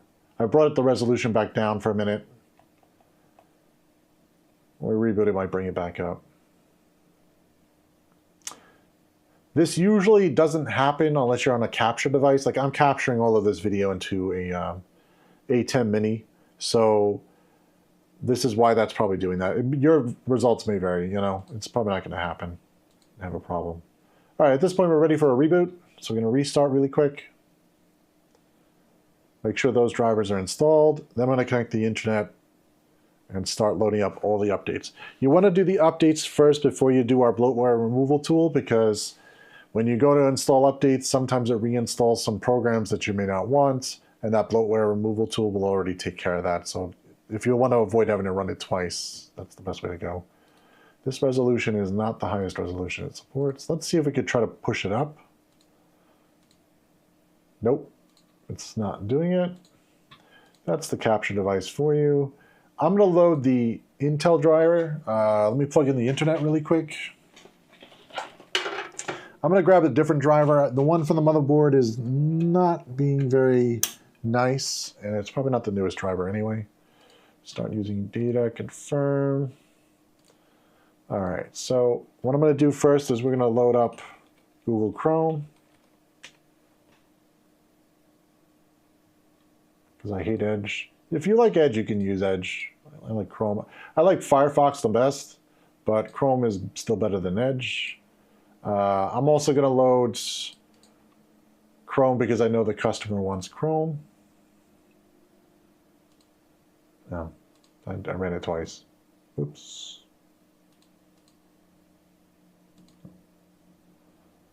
Connecting to the internet, downloading. There we go.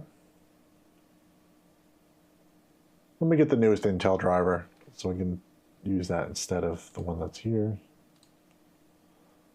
By the way, the minute you connect to the internet, the Windows update starts to load in the background. So that's why you're going to see this slow down a little bit. I'm going to set this as default.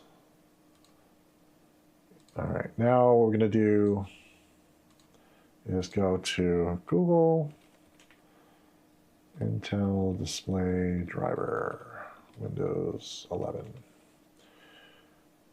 There we go.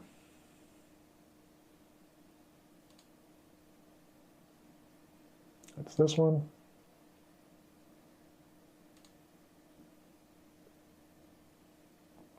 It's going to download, takes a second. It's a little bit big of a file, so it's 780 megabytes. It's going to take a minute. I noticed the time is still wrong. That's not good.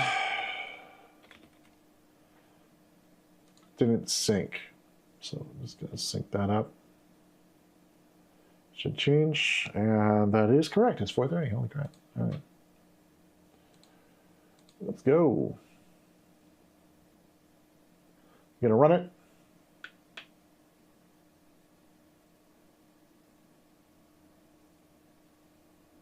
It's going to extract. Unpin this stuff.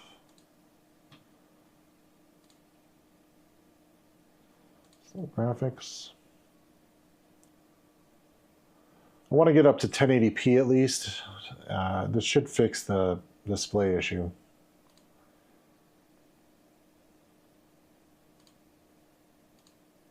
Unless it's incompatible with this capture device, I mean. We'll find out in a minute. So,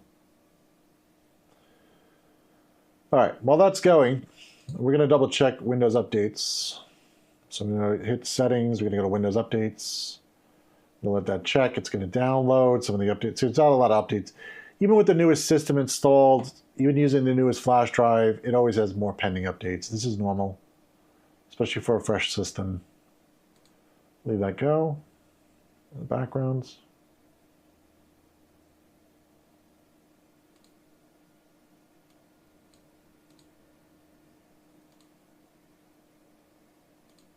I'll wait for that to go. We don't need the browser at this point. Close that. These drivers, no matter how fast your machine is, they will still load at the same speed. So don't ever take that into effect of like how fast your computer is running or not, especially with drivers.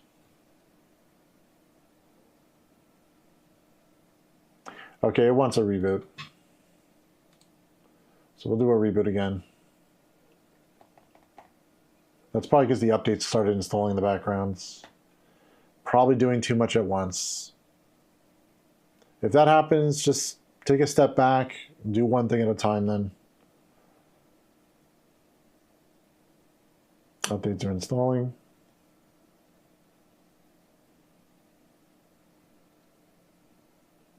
This is normal that you'll see a bunch of things like this where there's no progress. It just kind of gives you a stupid spinning circle. This is typical. Just wait it out. Have a lot of patience. I don't have any patience, so that's why I'm recommending that you guys do.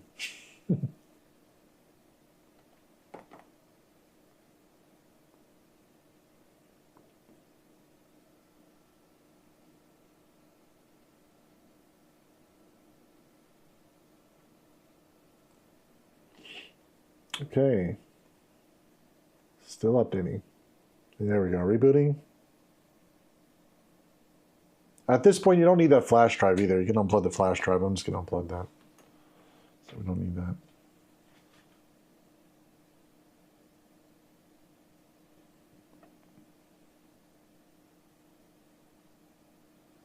All right, we're booted. Try the driver again. Oh, there it goes. Current one, new driver available. Let's download it. This is the ARC Control Center for Intel. That's the one for Intel. If you have an NVIDIA, it's GeForce right now, but I think they're changing the name to something else. But if you have a NVIDIA graphic card, it'll be GeForce that you would download. If you have AMD, it's AMD Adrenalin software. That's the same thing for their graphic card situation. We have other builds that have AMD and NVIDIA. If you have those, you may want to go look at one of our live builds for that and get the appropriate driver.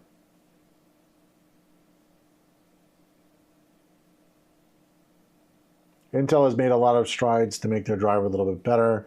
If you're playing games, though, if you want the best experience, I would not recommend Intel. It's kind of still in the newbie phase. I'd recommend NVIDIA or AMD. Their drivers are much better.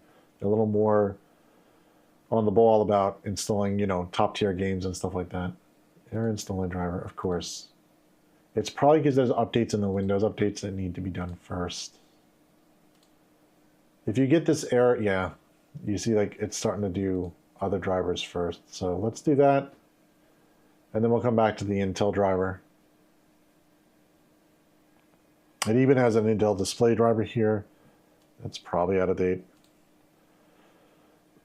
101.5445.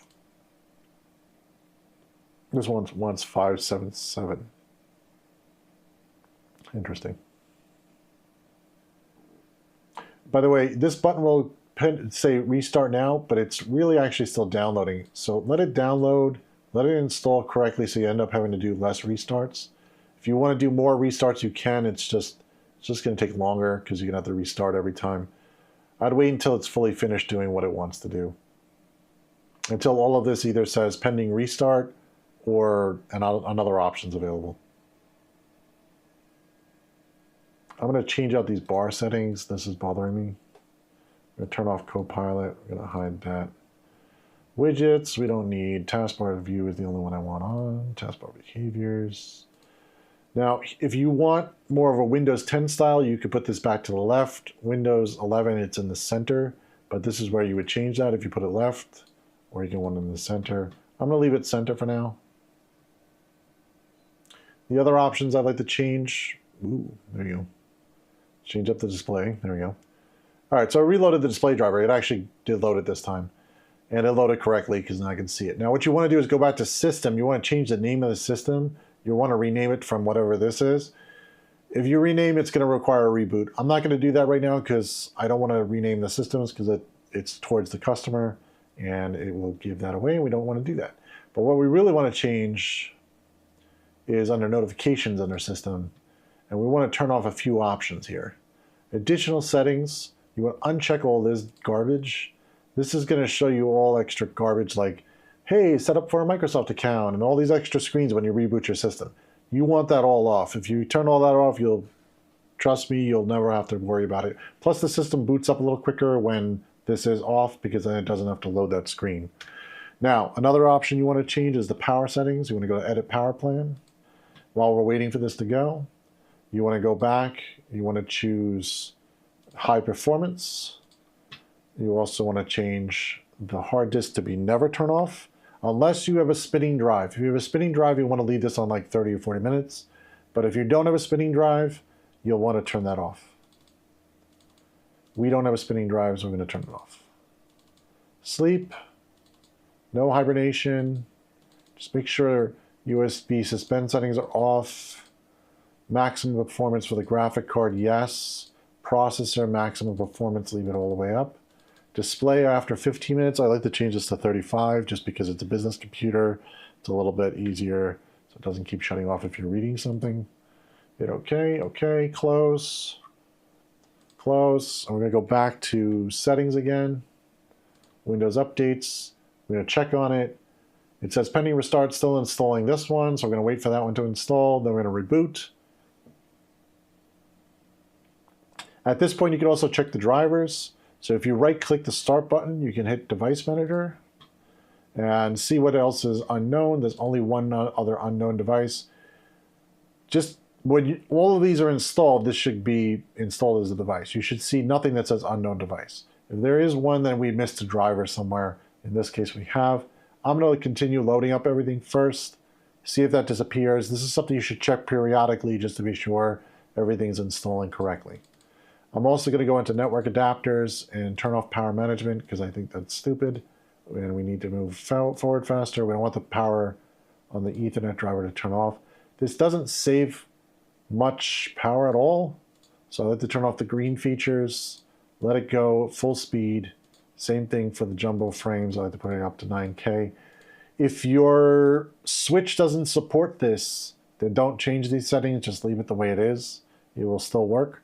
But if your switch does support high jumbo frames, you might want to do that. Just, you know, if you do a lot of live stream, I think a few people have problems with live streaming with that.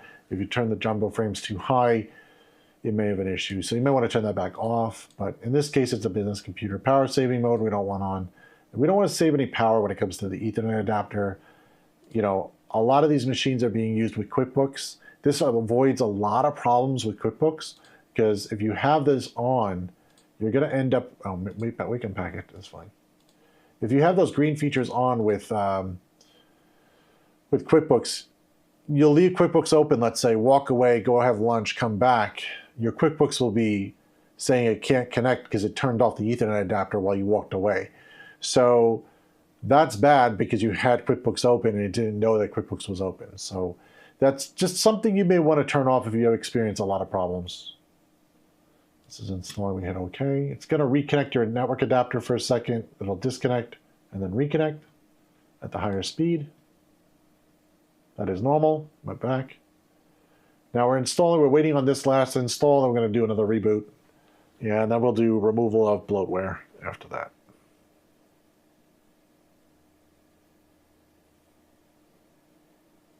Still going. Installing. Just going to hit dismiss on some of these things. We're not going to utilize this. So it just comes up green.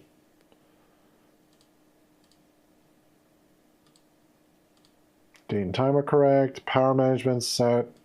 I like to go back to the privacy settings also while we're waiting. I'm going to turn off some of these tracking features. Go back to privacy, general, speech, same thing. Inking off, we're not using that. Inking and typing personalization is not needed. Diagnostic feedback is also very annoying, so just check that to never.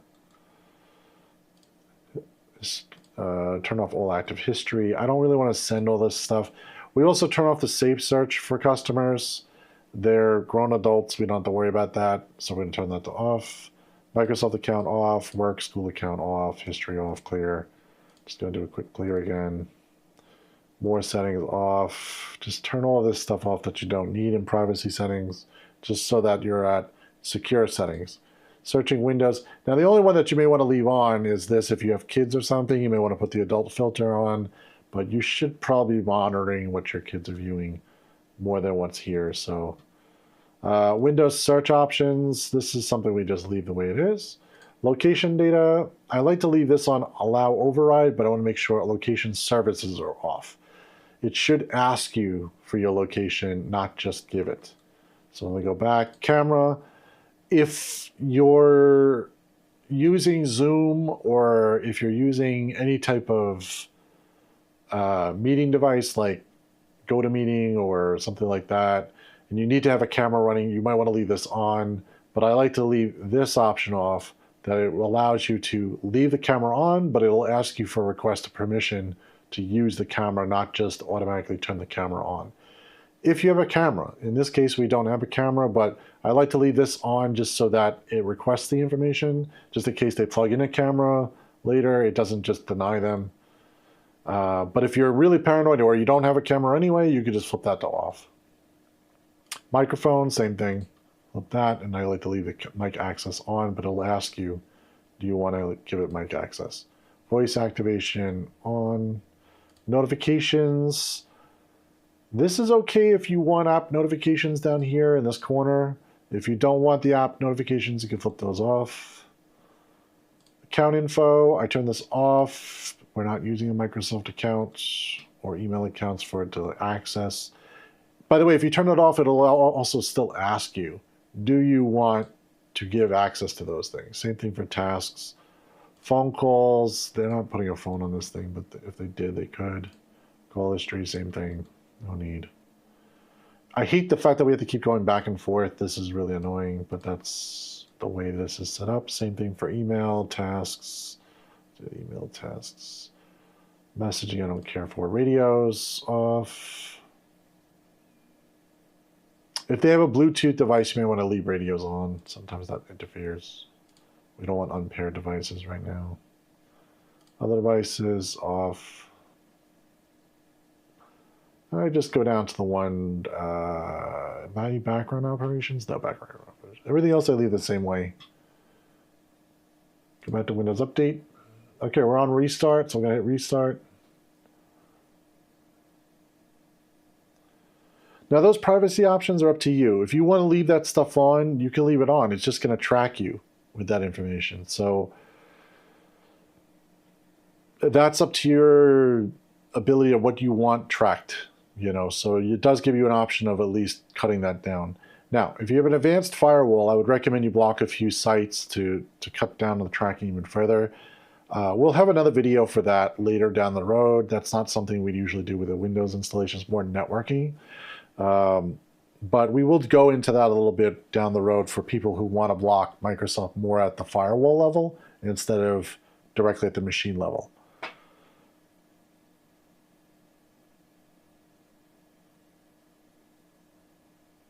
Okay, we're installing updates. By the way, some of that privacy settings also are for Microsoft enhancements. Like they try to do debugging and stuff like that. You know, it only just takes up your internet. You know, they should be debugging on their end more often than debugging on your computer. So, or at least that's the way I put it. Again, if you run into a problem with Microsoft or support or something, they may need access to that information, but it'll ask you and request it instead of just sending it all the time if you run into that issue. I say use it when you need to use it. Don't just, you know, leave it out there for them to abuse it.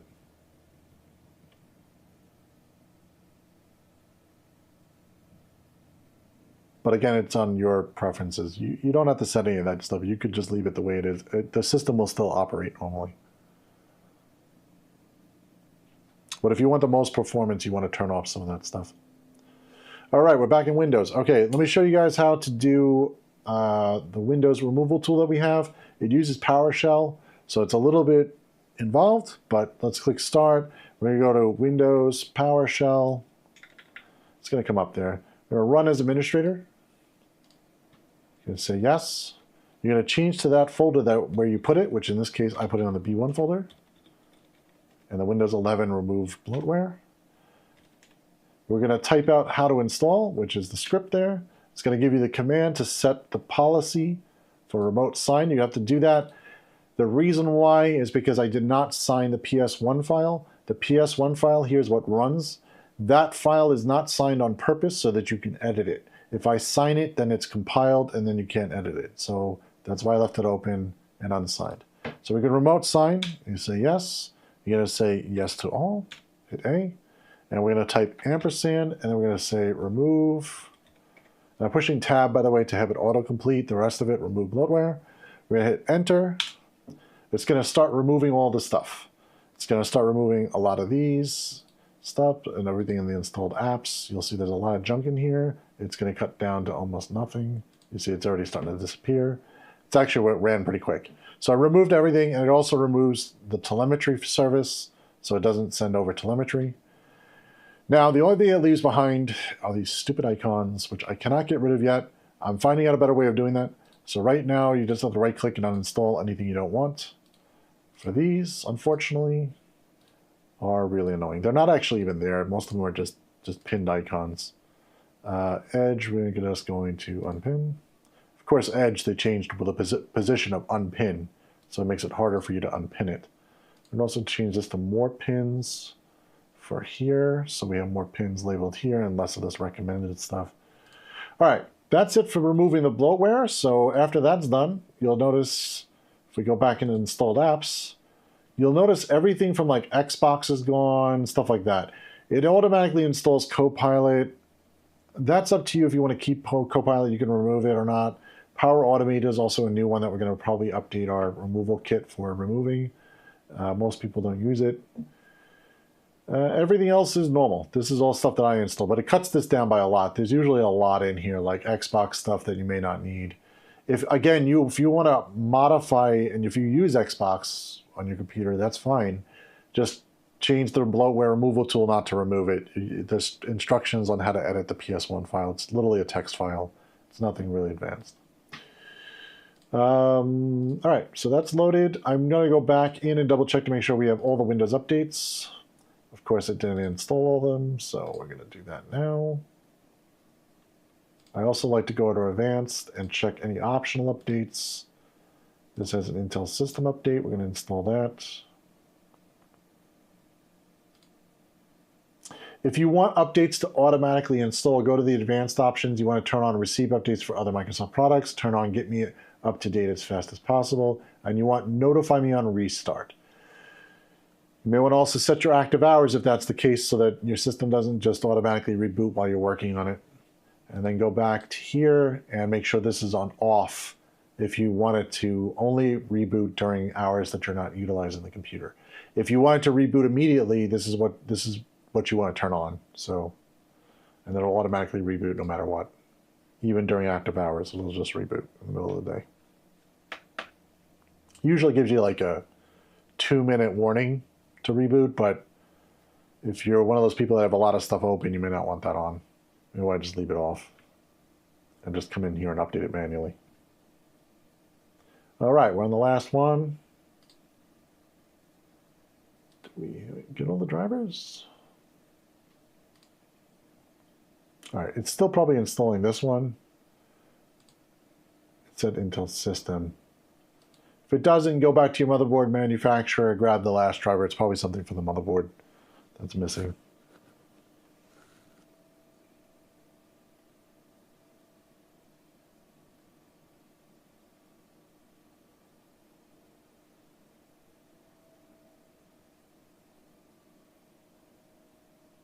All right, we're almost done. Installing. All right. Let's let this download and install. Tomorrow we have another build that actually has a graphic card. So if you want a system that has a graphic card, that's the one to watch. That's an NVIDIA graphic card. I think it's a 3050 graphic card. It's not that high end, but it's the same process pretty much. Newer graphic cards, the more higher end you go, like your 4090 series and stuff like that, you might need a different power adapter for that one. But the low-end graphic cards like 3050, you know, those will still use your regular like 6-pin connector and 8-pin connector. You might want to watch that tomorrow. That's worth it. We also have Saturday. It's kind of the same build as Friday, so just in case you missed Friday, it's kind of the same system on Saturday. We also have a special on Saturday because it is May the 4th, so we all know what day that is. And hopefully you guys join us for that stream as well. Downloading. All right, it's still going. Got the last install, and then we'll reboot, and we'll be pretty much done. You could also load all your programs after this. I would always wait to make sure that you get your drivers installed before you start loading programs. I wouldn't go doing any like advanced applications until you get everything loaded. You have a lot of weird stuff go on with the system until the drivers are fully flushed out and everything's installed. By the way, after I installed that bloatware removal tool, it'll also change your file explorer to be this, which is device drivers. It'll go right to drive C instead of seeing like home like this. So it may change that for you. Again, that's explained in the script. That's up to you if you want to keep it or change it. You could also change it in the settings. It just changes a registry entry in here, so you can always just change it back to whatever you want. Instead of this PC, you can put it to home. Just to let you guys know if you want to change that back. We did have a few complaints that somebody wanted it back the other way.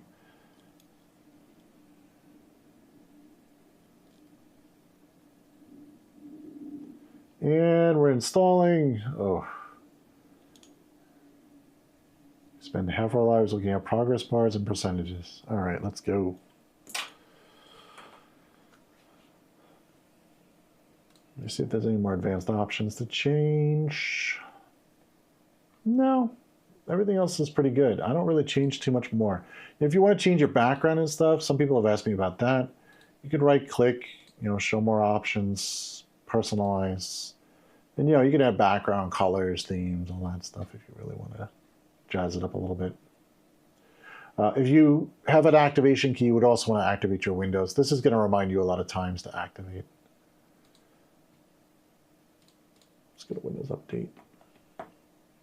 Activation only just requires a product key. You could buy that online, or you could buy it from Newegg or Micro Center. If you do buy it from Micro Center or Newegg, they may give you like a CD to install from. We have another video explaining how to create the flash drive for Windows 11. So I recommend you go do that instead of using a CD-ROM. CD-ROM will take a long time to load from too. It'll be very slow. If you even have a CD-ROM, most people don't. So invest in a flash drive just to load that up.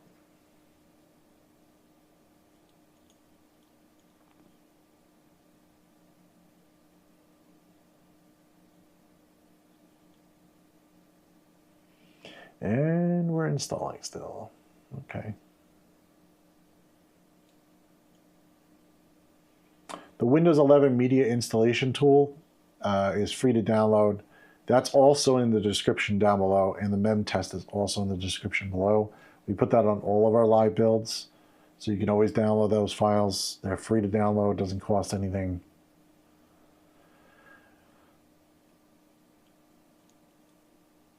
All right, we're installing. Oh my God, we're at 69%. Okay, we're almost there.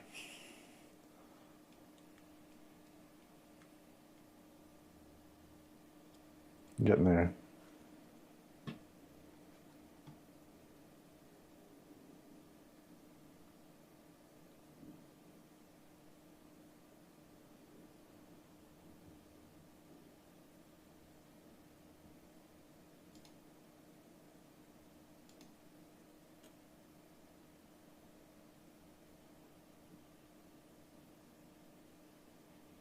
Oh boy.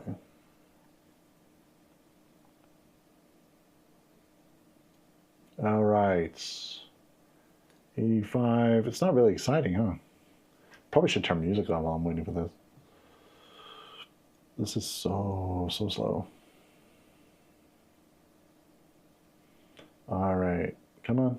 Come on. You want to install. Faster.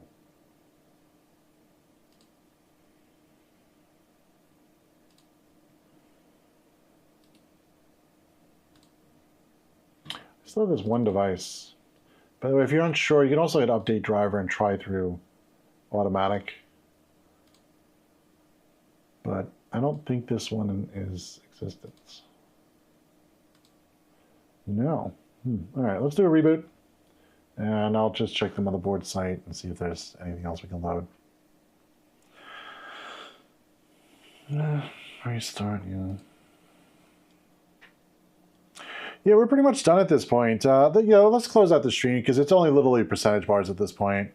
But guys, hopefully, let me put this back to here. There we go. Let's see, what am I on? No, my camera turned off. Oh, that's lovely. My camera's turned off. Why did we turn off? Oh boy. Why did we turn off? Hold on 1 second, guys. I'm sorry. We'll close this stream out in a sec.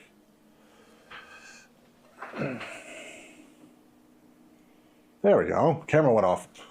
It's been that long. All right. All right. So basically, this is the end of the stream. If you guys want to see the stream tomorrow, please, I recommend you come and join. It's kind of the same build, except it's got a GPU, so it's got a few more instructions, a few more things to build out for that, including a few different drivers and software. Camera's done. Yeah, the camera was already done a while ago. It was like, oh, nope, I want to turn off. I don't know why it doesn't stay on sometimes. So, yeah, we'll see you guys Friday or Saturday, hopefully, if you come back. If you guys need any more tutorials, check out the rest of the videos we have uploaded. If you guys have any video suggestions, please post them either on a YouTube video. We do check the comments. Or you could also post us on Twitter. We do check that very often. And yeah, have a great day, and we'll see you in the next one.